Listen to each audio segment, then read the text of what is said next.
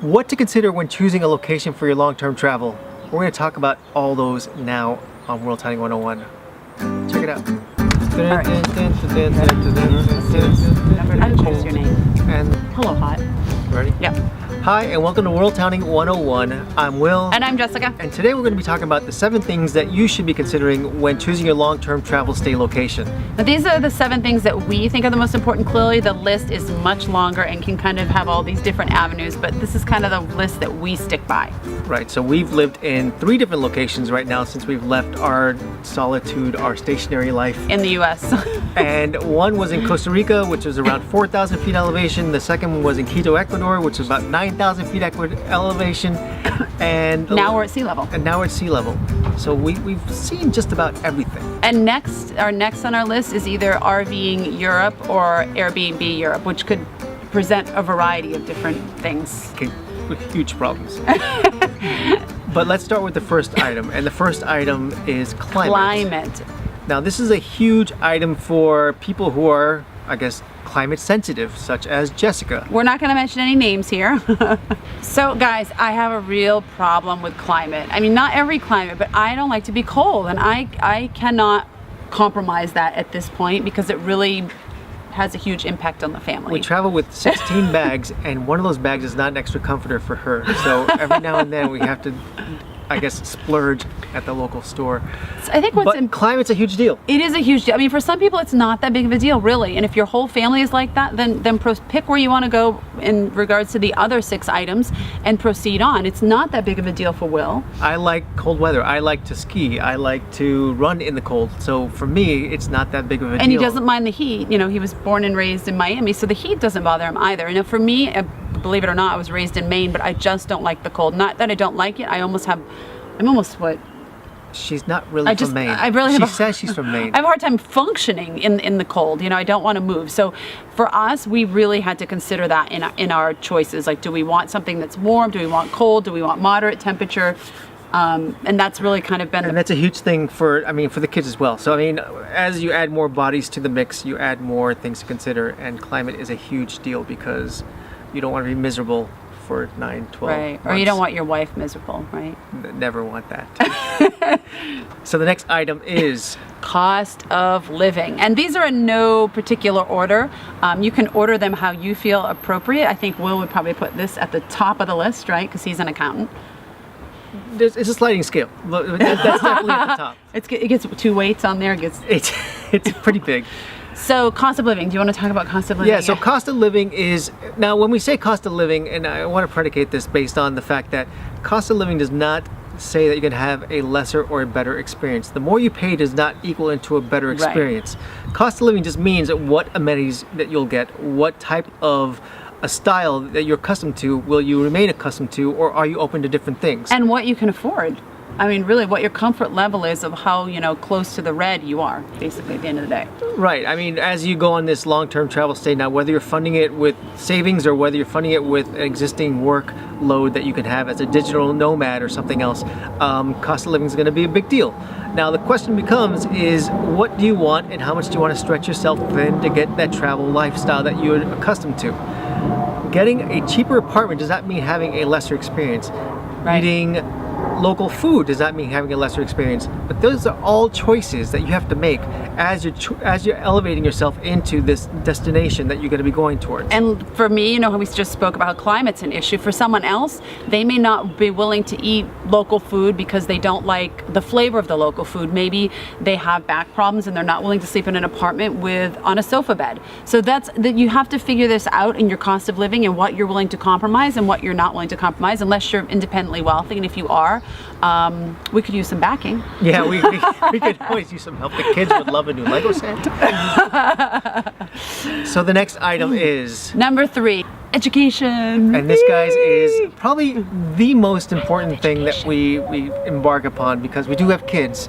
And that's why we're doing this, right? And this is why we're doing more than the budget. I mean, I think budget's everything, but it's not.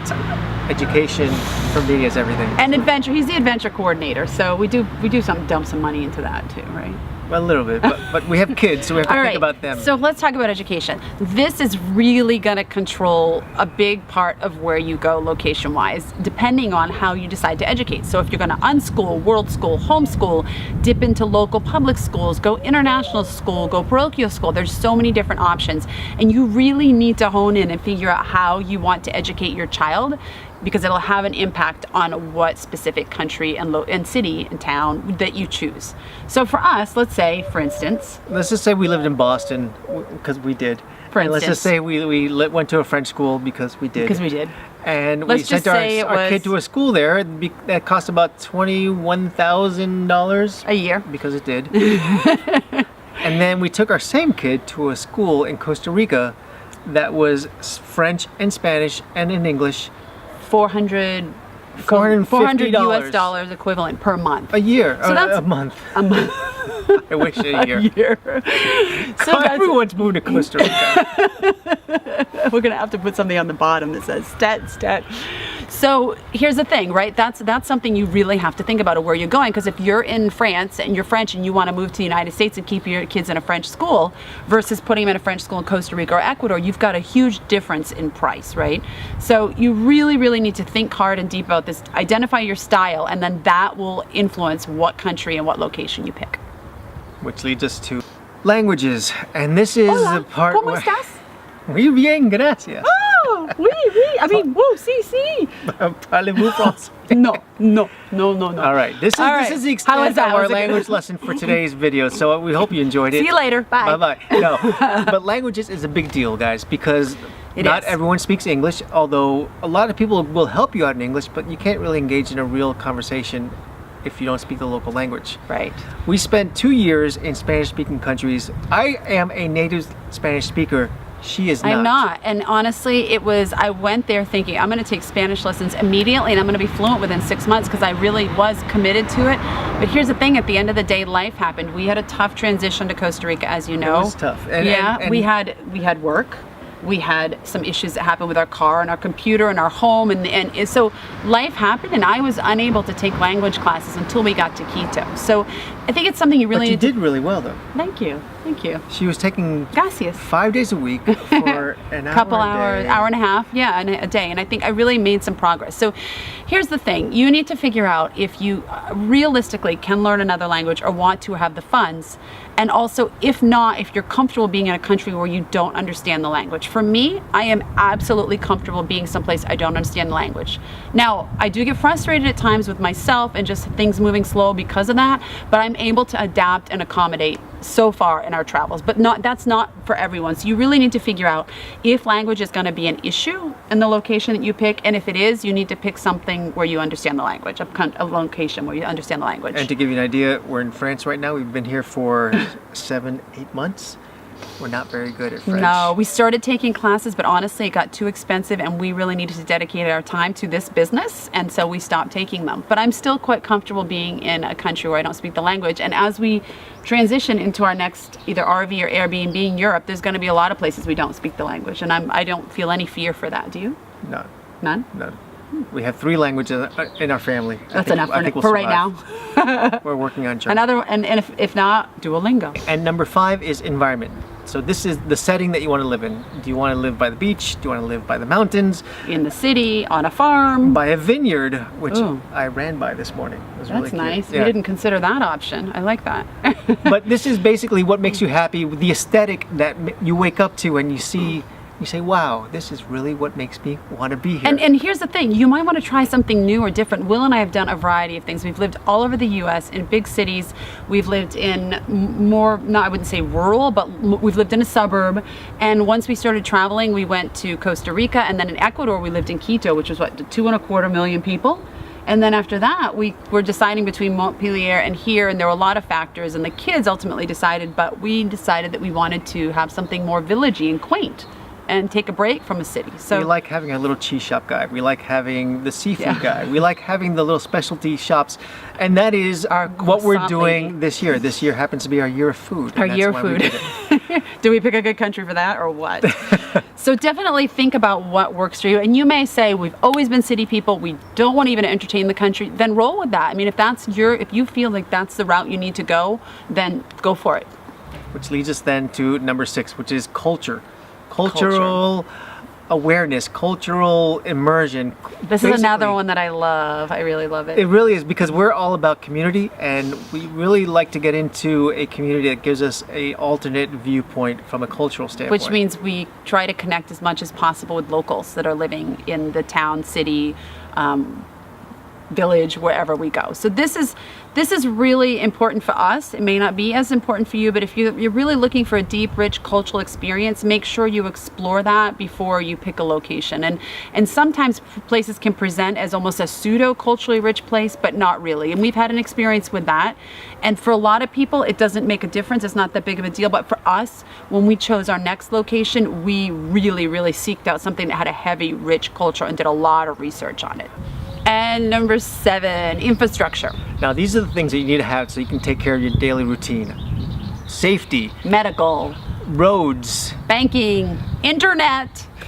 everything that you think that you have taken for granted at home, you have to have it taken for granted where you're going to. But you need to make sure it's out there. Now, if you're just going and you don't have to work and you're not going to be schooling online and you can kind of roll with these things when they happen, great, open up the world. But if you're like us and you're going to be working online and there's some classes online and you have clients in other countries, you need to make sure that you pick a country that meets your infrastructure needs. Right, because the last thing you want to do is have to hop on a last minute flight home because you have things you have to take care of immediately. Or the last thing you want to do is have to drop your computer off at the kind of pseudo computer store for a day and it ends up being 2 weeks and you can't meet your client's needs. Apple Store at your location is a really important thing, by the way. It absolutely is. I mean, we have one an hour and a half away from us by train now, and we think we've hit a gold mine. And even now when I have to go, I'm like, oh, but it's better than not having one at all, right? All right, guys, that wraps it up. So those are the 7 things you need to consider when you're picking a location. And if you just want to just go on emotions and say, I'd love to go to Bali, great, but visit this list because there might be something you're not thinking about. You get to Bali and you're like, oh my God. The last thing you want is having to fly back when you don't have to. It's really expensive, guys. It is. But I hope this was really informative, and we hope that you can use this for your traveling. And if you have anything you want to add to the list that we didn't put on there that you think people should consider when picking a location, put it in the comments. Let us know. In the meantime, check us out next time on WorldTowning 101. We have a whole bunch of other videos helping you to get to your long-term travel life. And more coming. And subscribe, because next week's going to be something probably just as interesting. Maybe we'll have a big reveal next week. We'll find out. I don't know what it is yet, but we're going to see what it is. Thanks for stopping by, guys. Ciao. Au revoir. Bye. So, ready? Yeah. Number 5 is environment, and this is where you have a motorcycle that talks right behind you, and he makes you think about, wow, I want to ride a motorcycle all around Europe. Okay, go for it. I did want to do that with. So you finally decided to take that long-term trip you've always wanted to do.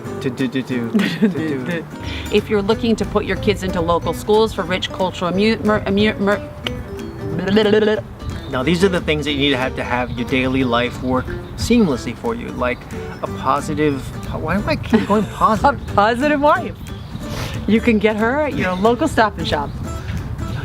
That's definitely not making it to the outtakes.